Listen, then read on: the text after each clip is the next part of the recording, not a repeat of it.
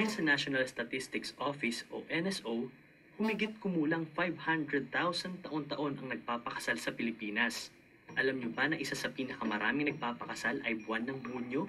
Noong panahon ng mga Romano ay marami nagpapakasal tuwing buwan ng Hunyo sa pag-asa na sila ay makakatanggap ng swerte o pagpapala mula sa Roman goddess na si Juno. Kaya naman maraming magsing irog ang nagpapasyang magpakasal at sila'y tinawag na June bride. Iba kasi yung impact ng pag sinabing yung bride ay isang June bride, no? Nakakaganda ka agad, nakakakaba ng hair kapag sinabing isa kang June bride, di ba?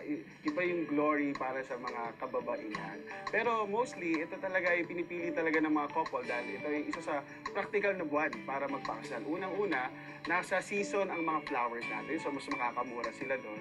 Pangalawa, yung weather, although medyo maulan siya, pero pag hindi naging maulan, nagiging magandang weather which is comfortable for their guests. Kahit naka-coat pa sila o kahit ano man yung forma nila, they can still have a great event because of the great atmosphere and weather.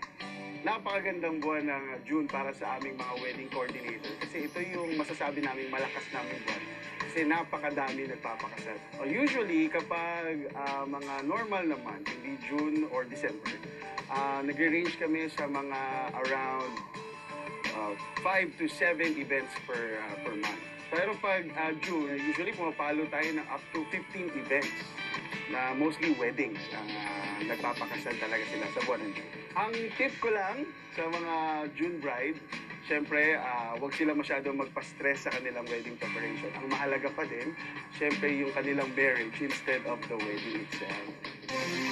Yan ang Facts Report, ang ulang pampatalino. Siguro, Alex, habang nag-show tayo dito, meron ng kinakasal. Kasi June ngayon. Tama, parang umuulan nga sa dami ng mga kinakasal.